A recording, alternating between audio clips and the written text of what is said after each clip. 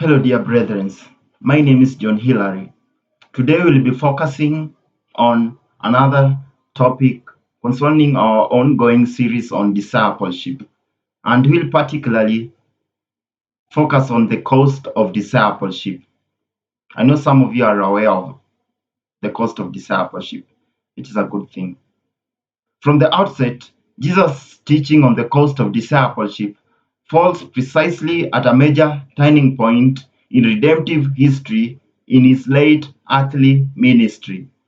At a moment where he spends his last few days on earth, ready to be mocked, ready to be jeered, ready to be condemned, ready to be made fun of, and even ready to be crucified by the chief priests, scribes, and Roman soldiers.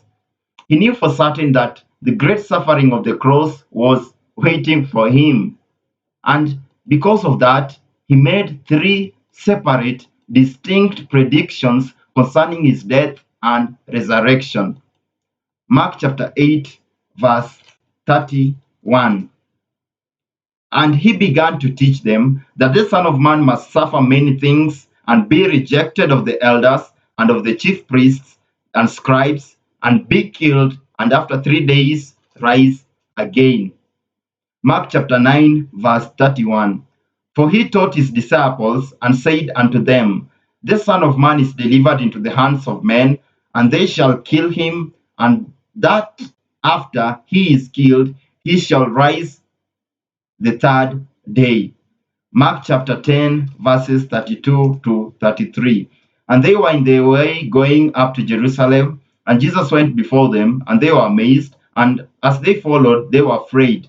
And he took again the 12 and began to tell them what things should happen unto him, saying, Behold, we go up to Jerusalem, and the Son of Man shall be delivered unto the chief priests and unto the scribes, and they shall condemn him to death, and they shall deliver him to the Gentiles, saying, Behold, we go up to Jerusalem, and the Son of Man shall be delivered unto the chief priests and unto the scribes, and they shall condemn him to death, and shall deliver him to the Gentiles. Folks, from all these passages, we see firstly his rejection, secondly, his death, and thirdly, and perhaps most importantly, his resurrection. All these have been prophesied in a timely, systemic, and consistent manner. Because Jesus knows that all these events are drawing fast at unprecedented rate, he chooses to prepare his disciples beforehand and ultimately ramps up the serious demands of discipleship for those who seek to follow him. Therefore, when Jesus made perhaps the greatest fearful statements concerning his crucifixion, death, and resurrection, he openly declared that discipleship is about facing persecution. If it is not about martyrdom, it is not genuine faith, right? I mean, the disciples had to know about these. By the time Jesus was making these fearful predictions, they had some pretty much good knowledge that John the Baptist was executed because of his religious teachings and influence. John Walker states in Costly Grace that Christianity means to abandon all or we abandon Jesus. Therefore, to suggest that the Christian life is a gateway to problem free, stressless living is a sure sign of fallen thinking.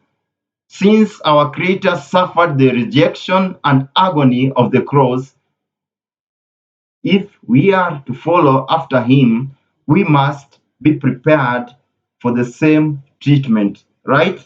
Doesn't Paul say in Philippians 1:21, for to me to live is Christ, and to die is what? Gain.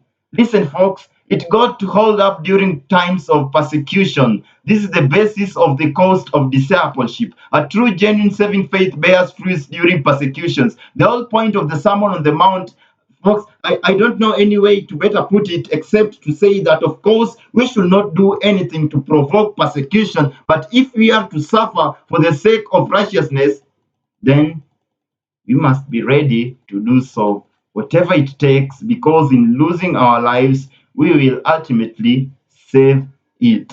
To be a Christian means you have been purchased or bought with a price. Wow, I love it, how Paul puts it. And you are not on your own. You are never on your own. Nothing you own is your own because Jesus Christ owns you, right? The passage which can help us understand this theme in great length is Luke chapter 14, verse 26 to 27. Let me read it real quick. And it says, if any man come to me and hate not his father and mother and wife and children and brethren and sisters, ye, and his own life also, he cannot be my disciple. And whosoever doth not bear his cross and come after me cannot be my disciple. This is a famous biblical passage. We've heard it more often than not. Now, this passage has raised a lot of heated debates and arguments, particularly from the inner circles of Christianity. Some have even gone as far as suggesting that Jesus Christ championed for hatred toward family because of this passage.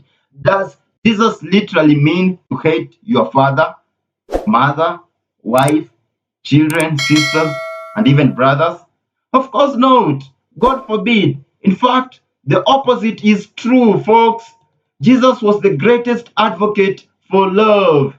Why? Because he made specific and most important statements concerning the importance of love. John chapter 13, verse 34. A new commandment I give unto you, that ye love one another as I have loved you, that ye also love one another. Matthew 22, verse 39. And the second is like unto it, thou shalt love thy neighbor as thyself. Mark chapter 10, verse 21. Looking unto him, Jesus felt a love for him and said to him, one thing you lack, go and sell all you possess and give to the poor, and you will have treasure in heaven, and come and follow me. John 11, verse 5. Now Jesus loved Martha and her sister and Lazarus.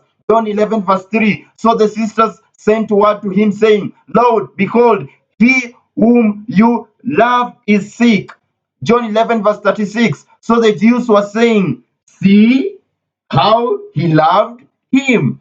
John 19, verse 26. When Jesus then saw his mother and the disciple whom he loved standing nearby, and said to his mother, woman, behold your son. John 15, verse 9. Just as the Father has loved me, I have also loved what? You, and abide in my love. I mean, what mere man could rightly claim that everyone must hate their closest family members in comparison to their love for him? Who would rightly call such a man a cult leader unless he were God himself? What man could tell his followers to follow him into death? Some have even tried doing so and only became lunatics because there is only one person who can do it, and that person is the man Jesus Christ. What man could tell people to give up all their possessions for his sake? Tell me, folks, who is that man? Some modern cults require that of their followers, and we rightly label them as what? False.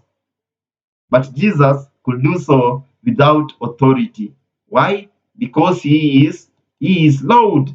So what does this passage on the cost of discipleship mean? Brothers, the scripture is not telling us to literally hate our family and siblings and all that. The word hate there in Luke chapter 14, verse 26 is transliterated from the Greek verb miseho, to mean to love less. The whole point here is to follow Jesus Christ by putting him above everything else in life, even if it means loving your families and your lives less so that you are useful to him in your call to salvation. This means giving time, giving energy, giving attention, taking initiative, making sacrifices, facing oppositions, losing privacy, embracing obscurity, even shedding tears for him. Because Acts chapter 20, verse 35 reminds us beautifully, it is what? More blessed to do what? Give than to receive. And so, folks, the cost of discipleship is giving our whole lives to him, to Jesus Christ, our physical bodies as living sacrifices, and our mental faculties focused on him. The words of Paul in Romans chapter 12. Dietrich Bonhoeffer on the cost of discipleship says that true disciples commit to Jesus. True disciples focus on Jesus, and true disciples abandon to Jesus. That's it. Therefore, the call to discipleship is a sermon for every one of us to abide in the Word, because where the Word is, there shall the disciple be. He who has ears to hear, let him hear. Thank you.